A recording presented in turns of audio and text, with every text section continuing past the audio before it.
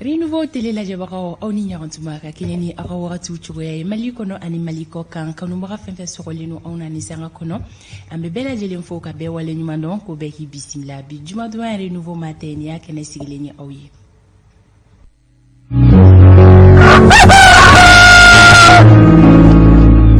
Renouveau matin, renouveau sogomada kunafoni. Ale je mukanye mimena ako kunafoni au kunfolo di au manake dien yoro mimato au bebo kunasirila au ka kile journée konnala ame kanumaka kilingilina fo ka bela jilin wale nyumando bi jumaye octobre kalo kilimuga ani kononton samba fla ani mugani kile on ni sonja limbe au bisimla sogomada ina ni kenenka ka fo au ma kauni che ako danala renouveau télé ale sukantilila ni on sigira ni kenenka akaka anga folo ka soli ka wulike bagaw fo sabula bara noronte aw munu be no kaw sira ko baragero la gaba ako telo were nouveau la autume ka ko kuno fonyo kene kono ko nya kene sigilenye awye aw munu fene be soko ona soko nawla dongodo ante senge ante nyina aw folila ambe aw bela jile fo la me baga jama kulu ante nyina aw fene ko radio renouveau la me baga aw ni soko ma radio nyileni ka bosigu amolu ka folike radio benka ka bo kerewani radio chiendugu ka bo jura radio futa ka bo yamfoila radio besa ko ka bo kuchala radio kanaga ka bo joro radio kumaka ka bo bla radio jigia ka bo san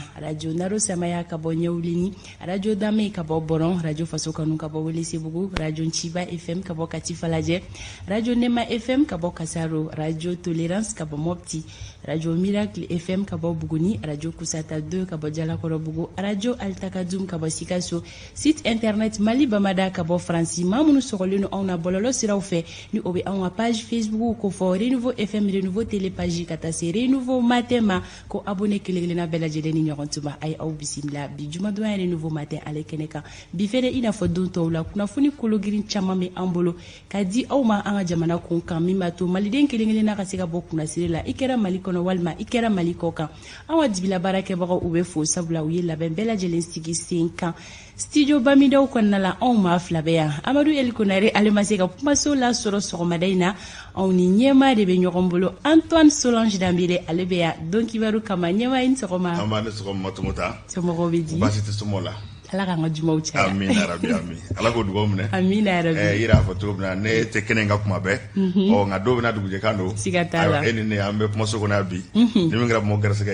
uno soro siga fuitala nyema ale la soro mandi dongodo o ba ira ka foko bi fene be jati do na dumando fe kuna fonia ko ona sirala ola bi juma octobre kalo kilimwan kononton an waje mu kan konnala kuna fonio be na talike munuka olufle fembe talike parti acerté o manyema isa kaujim commanda de dépôt dara ale kan kunu ka bla ko banani ni nyogonche ngabi abena ke kiri tigila mo nyokoro aka kiri ko ni mena tike bi juma do ina kiru be daile bi ola on me muni do ni affaire kan isa ka basiribe ani alebe nyogola suro de cryptage kene kan kuna fonia mulume ale bolo ni konyen kan abena jamakulu bela jeli kuna fonia o kan o fene ko fe so medina amitra M5 RFP ale konna la femme metalike M5 la katasi fara nyokon kan je kulu chamama olu ya ira ka foni juma do ina olu konena wulika job bake femme kon metalike o wulika jon konna la nyingali mi ni mawbe ka tenku erela o ka fo femme metalike M5 mawla olu yere mi kon be fanga nyema bi oluga wuliga jodun kunye jumede femme talike Ousmane Mamadou Traoré la OMT ani alebe nyogola suro nega juru sira fe kasika o kuna fonyo ka odi ama ni ala etene natayira ana novembre kalo kle folo femme kon metalike kalantawla obe damine en fe no mali kononana ola awni femme metalike nantara oko hokum konnala kalanko nasira fe ma kalane mbaw mamunu la donane no ni kunya nunu kan anu na seka nyogola suro femme metalike kalansan kurami na to fleni sigi kele no ka fenjumene makono fenjume la bena awni sidi wagebe na nyogola suro ale kon mena kuna fonya di bela jelema oka Antoine Solange Dambele alebe aka donc baru lasi jama bela jelema sori Ibrahim Diallo alebe siraba kano labe jatemnela hawa danyuko Kenya kuna foni be alebolo Alexis Kalamiri be bisimla jem kan konnala ama somi maka oyira kanu maka jama kulula ka fra onka don foli dumanka ambe baro damne sisani wakati bolo da chukoy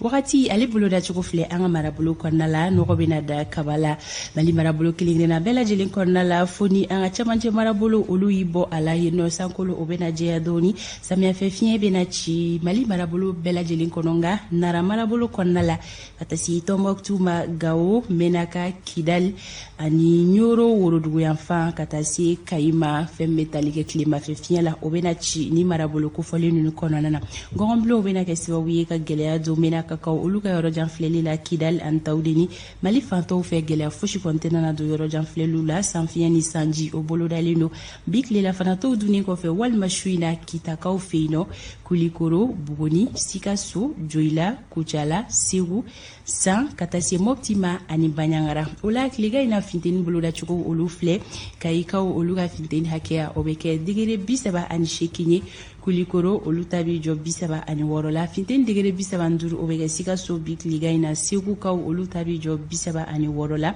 fɛn bɛ tali kɛ mɔptikaw la ka taa se tɔnbɔkutu ma olu ka finteni hakɛya o bɛ kɛ degere 37 ye bi tilega in na gawo ani kidali olu ta bɛ kɛ 38 ye menakakaw olu ta bɛ yɛlɛn ka taa 39 na fɛn bɛ tali kɛ tawudeni na bi tilega in na olu ka finteni hakɛya o bɛ kɛ degere 34 ye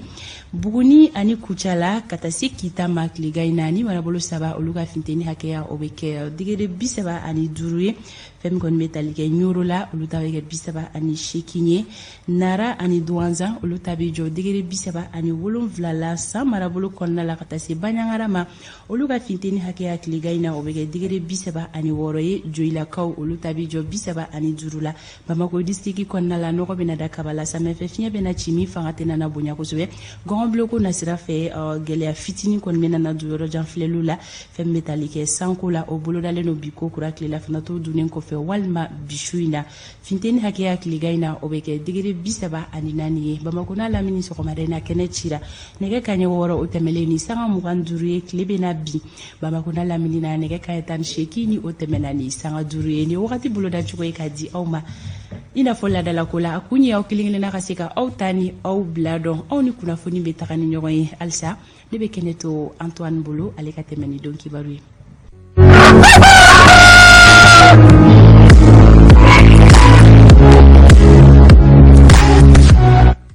ɲɛma ko kunnafoni sanumaw dɔrɔn ne bɛ se ka ma kunna sirilen la wasa n bɛ sira di ma i ka tɛmɛ ni kibaruyaw ye. ayiwa mama Tumota n b'i yɛrɛ fo k'i waleɲuman dɔn i y'a fɔ cogo min na kunnafoniw bɛ an bolo sɔgɔmada in na o kunnafoni kun fɔlɔ la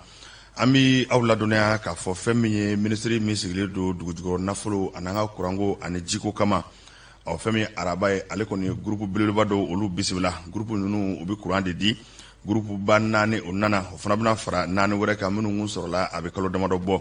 ko nin kɔni bɛna kɛ sababu ye min kɔni ye Mali kuranko ye k'a sɛbɛkɔrɔ nɔgɔya kosɛbɛ sabu ninnu bɛna kuran hakɛ min di a bɛna kɛ sababu ye ka gɛlɛya caman bɔ mɔgɔw ka jango funtɛni waati la nin groupe ninnu bɛɛ lajɛlen bisimila yɔrɔ min na o ye sirakɔrɔ de a fɔ yɔrɔ min na ko sirakɔrɔ énergie fɛn min ye ministre min ɲɛsin bɛ an ka dugujukɔrɔ nafoloko ma ani énergie ani jiko ma n'o ye Lamini Seydou Tarawele ka ɲɛsin énergie ma ɲɛmaaw ma a n'a baarakɛlaw bɛɛ lajɛlen n'u bɛɛ lajɛlen tun bɛ kɛnɛ kan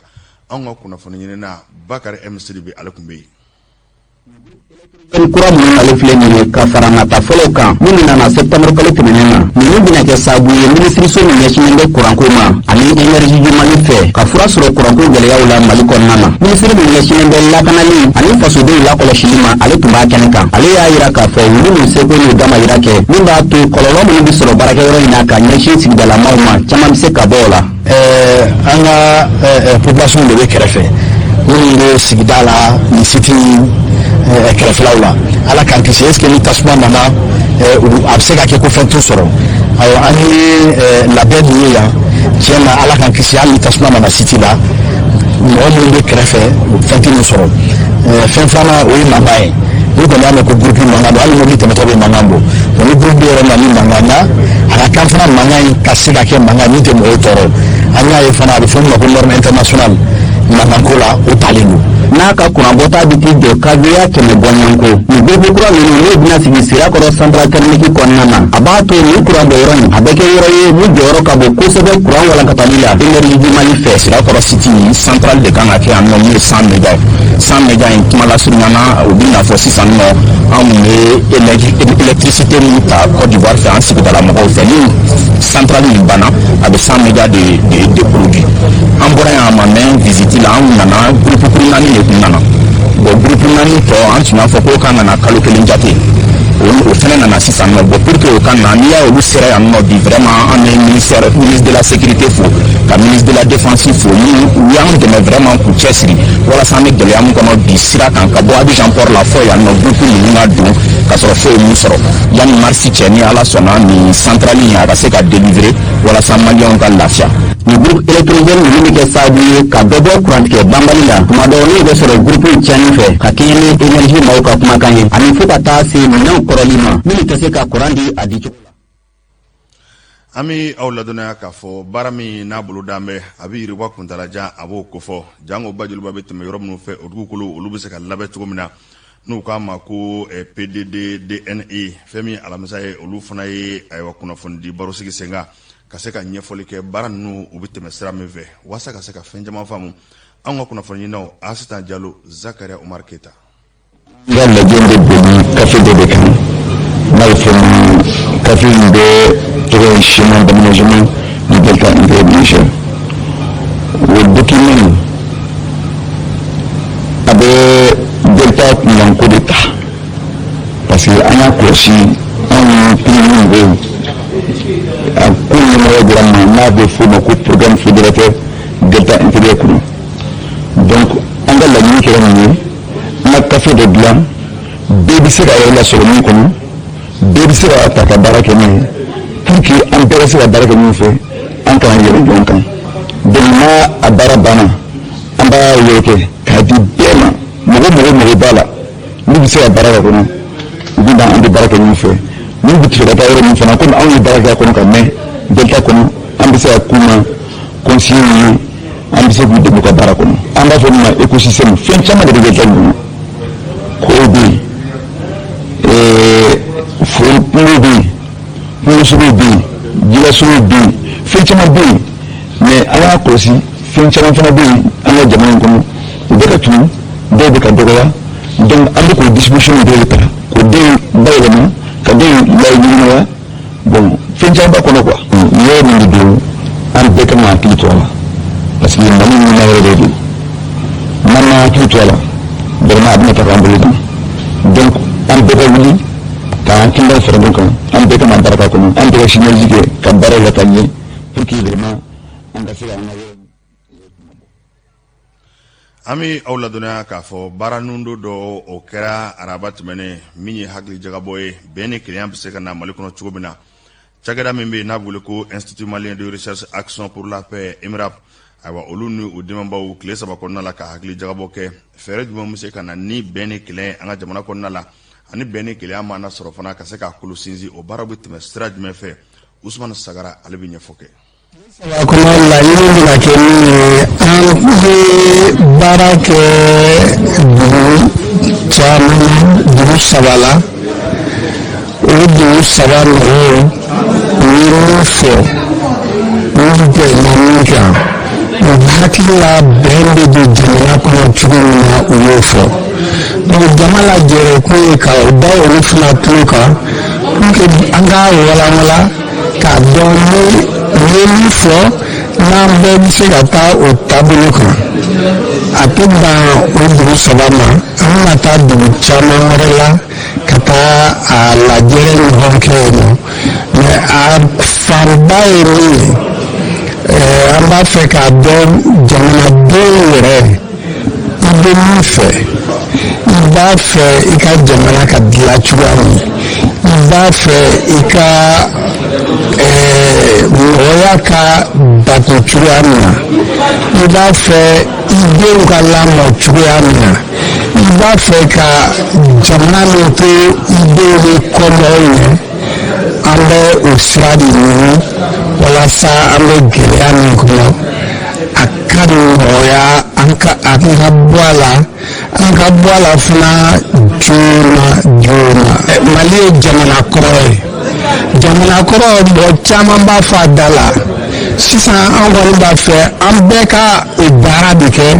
k'a yira an baara kɛcogo n'an kumacogo n'an kɛcogo la ko an ye jamana kɔrɔ ye k'an ye mɔgɔ ladamu ye ni an ka patron ninnu fɔ n'u ye événement organisé a ka d'an ye ani maliyɛn bɛ ka duwawu ye vraiment an ka se k'an bolo di ɲɔgɔn ma maliyɛn bɛ ka kɛ kelen ye pour que jamana in ka se ka basigi ni jamana in ma basigi depuis 2010 yɛrɛ y'a fɔ ka na sisan ma i y'a ye développement foyi ma se ka kɛ développement kɔni kuma in fɔ donc fo jamana de ka sabati ni sabati tɛ yen. jɛkulu caman olu faralen don ɲɔgɔn kan min ye cogoba tɛ maa minnu bolo k'olu ka hakɛw ɲini ka d'u ma fɛn min ye kununko alamisa ye kalo tile 28 octobre kalo in na olu fana ye ɲɔgɔn sɔrɔ cité des enfants na ɲamakɔrɔ lajɛ kun ye min ye u ye baara minnu kɛ jaabi minnu bɔra olu la kabi kumajan ka n'o ɲɛfɔ maaw ye ani fana baara bolodalen minnu b'u bolo min b'a to mɔgɔ yɛrɛ ka dugukolo bɛ se k'i ta ye cogo min na k'a lakana a kana se ka bɔ i bolo ayiwa maa wɛrɛ fɛ o baaraw bɛɛ lajɛlen kɔni ɲɛfɔ kɛra olu la fɛn min kɔni ye kunnafonidi ye a kun de ye tɔnden fɛn fɛn bɛ yen ani u bɛ ka dɛmɛ ta ka ɲɛsin maa o maa ma jango cogoba tɛ maa minnu bolo k'olu ka hakɛw ɲini k'a di u ma ka dugukolo fana ni k'o lakana min b'a to bɛɛ lajɛlen bɛ se ka lafiya i sigida la cogo min na o baaraw de kɛra cité des enfants ɲamakɔrɔ kununko Umar Koita ale kun bɛ yen. Hali kɔnɔna na yan nɔ dugukolo ko kɛlɛ o ka can wa a bɛ kɛ sababu ye kalani farafarali ye maaw ni ɲɔgɔn cɛ sigidaw kɔnɔna na ka tɛmɛ ni o jateminɛw ye ni jɛkulu minnu ni a bɛ fɔ a ma union des associations et coordination d'associations olu kɔni a hakili ka ta maa maa bɛ yen ni olu seli don dugukolo ko kow la ka se k'u bɛɛ lajɛlen fara ɲɔgɔn kan u ka se k'u hakililaw jawabɔ ani ka ɲɛfɔli kɛ u ye u ka jɛkulu ye baara minnu kɛ. An b'a fɛ jama de fara ɲɔgɔn kan dugukolo kɛlɛ nin ka dabila cogoya min na pour que an ka sigi an ka laadalako kɔrɔ kan. N'an ma taa o kɛ n'an ma taa o fɛ foyi tɛ ɲɛnabɔ jamana si tɛ yen k'i ka laada ko bila i wulila ka sɔrɔ i mako bɛ min na o siranin kan n'i ye sira bila i bɛ kɛ lɛnɛmalafili ye wa a tɛ ɲɛ i bolo an bɛ mɔgɔw wuli yan an bɛna kuma nkɛlɛcɛw bɛ yan n'u b'a dɔn k'a fɔ an ka laadala foyi tun ye min ye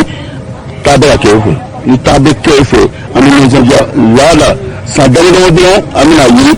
an bɛna kɔdɔn an bɛna ye k'a fɔ anw bɛna an yɛrɛ kan. Fɛn min kɔni maa min nana minisiri nɔrɔ bila nin kɛnɛ in kan ale ni hakilila in fo kosɛbɛ. Donc commission foncière baara kɛra ka caman kɛra an ka jamana kɔnɔna don siw sira yɔrɔ la commission sira yɔrɔ la bi an bɛna bilan dege bilan nin an ka nin taama kɔnɔna la ani an ka kɔfɛ sigi kɔnɔna la an ye résultat jumɛn sɔrɔ o hakili dilan ni USDG ya ka sabati ani senat donc an ka bi kuma bolo kan ni bɛ min na kuma fɔ ministre tɔgɔ la an ka kuma ɲɛmɔgɔ ani ɲɔgɔn cɛ dilantere ni fɔ quoi an ka foyi tɛ ɲɔgɔn an bɛ hakililajigi kɛ k'a fɔ nin baarabolo min bɛ nin jɛkulu bolo ni a bɛ fɔ a ma campagne de sécurisation foncière a bɛ ka kɛ dugu la ni o ye Bandugu ye Sana Sibila Jɛgɛna ani ka taa se Nkoama. An bɛ aw ladɔnniya k'a fɔ min ye banki baarakɛlaw ye olu ka lapasatɔn n'a bɛ wele ko Sinabefu kabi araba olu kɔni bɛ baarabila la tile saba baarabila dɔw kana bila fɔ juma in na ko n'u ka ɲinifɛnw kɔni ma sabati ko fɛn min ye mɔnɔbɔ ye u bɛn'o kɛ ntɛnɛn nata fɛn min ye ɲinifɛn caman kɔni o bɛ u bolo a banki baara yɛrɛ bɛ se ka nɔgɔya u bolo cogo min na i n'a fɔ ko labɛnbaw olu y'a ɲɛfɔ cogo min na sɔrɔ kalanbolo karamɔgɔ dɔ bɛ yen an b'a fɔ min ma ko économiste n'o ye docteur Umar Buware ye bankiw ka baarabila a kɔlɔlɔ ntan dɛ sabu fɛn min ye sɔrɔ baara caman ani fɛn caman dilonnen don banki la wari bɛ ta yɔrɔ min ani k'a bila yɔrɔ min n'a fɔra k'olu datugura k'a bɛ na ni kɔlɔlɔba de ye an ka jamana ma fɛn min ye sɔrɔ ye a bɛ se ka o kuma ni yɔrɔ caman na sɔrɔ kalanbolo karamɔgɔ min n'o ye docteur Umar Buware ale bɛ ɲɛfɔli kɛ kɔlɔlɔ jumɛn bɛ se ka ye nin baarabila in na. a bɛ se ka digi jamana na parce que a bɛ jamana warisɔrɔ siraw sumaya minnu bɛ taa wari ta banki la ani minnu bɛ to ka wari déposer banki la a bɛ dɔ b'o bɛɛ la donc commerce façon minnu kan ka kɛ olu tɛna se ka kɛ bilen minnu sɛbɛn b'o la bon ko pétrolier ka syndicat fana b'a la n'olu fana sen bɛ ɲɔgɔn na n t'a dɔn olu n'olu sen bɛ pétrole importation na exportation na n'u sen b'o la a bɛ gɛlɛya jamana ma parce que mɔgɔw tɛ se ka boli n'u ka bolimafɛnw ye mali commerçant minnu bɛ baara kɛ jamana kɔfɛ n'olu kan k'u ka virement ni fɛnw kɛ olu si tɛna se ka kɛ donc olu bɛɛ bɛ bloqué donc ça veut dire que marchandise tɛna se ka na bon pétrole ko sira fɛ pétrole bɛ taa kɛrɛfɛ jamana de la i n'a fɔ Côte d'Ivoire ka na ni camion tɛ se ka o lase Mali la o tɛna se ka utiliser ka jamana bolifɛn boli donc o bɛ gɛlɛya fana don commerce la donc a fɛn fila n'i y'o kɛ ɲɔgɔn kan a gɛlɛya a barika ka bon. Mama Tomota ayiwa i ka dɔn nin ye kunnafoni fɔlɔw ye oui ni ala sɔnna ma ko filanan fana na kunnafoni bɛ an min da lemɔnɔ tulo kan sabu fɛn min jumadonya ye kunnafoni bɔnbɛ ka ca kosɛbɛ ayiwa min mana kɛ filɛbaw gɛrɛsɛgɛ u n'u sɔrɔ siga t'a la o de fɔra ko ni jɛmukan in kɛnɛ sigira malidenw mago bɛ jɔ kunnafoniya minnu na a bɛɛ lajɛlen dɔ bɛ sɔrɔ renouveau matin ale kɔnɔna la ni sanga in kɔnɔ an bɛ taga an ka siraba kanaw la Sori Ibrahim Diallo ale bɛ jateminɛ la bi jumadonya in na tan ka segin bɛ cogoya min na an ka siraba sanfɛlaw la ani jumadon yɛrɛ bilasiralikan ye jumɛn ye Sori bolo kɛrɛnkɛrɛnnenya la an ka siraba kanaw la an kan ka comporter cogo di ka fara Anazer ka bilasiralikan kan anw nɛgɛ karafetigi Asi Dambele bɛna wele bila Sori ma a ka se k'an kunnafoniya.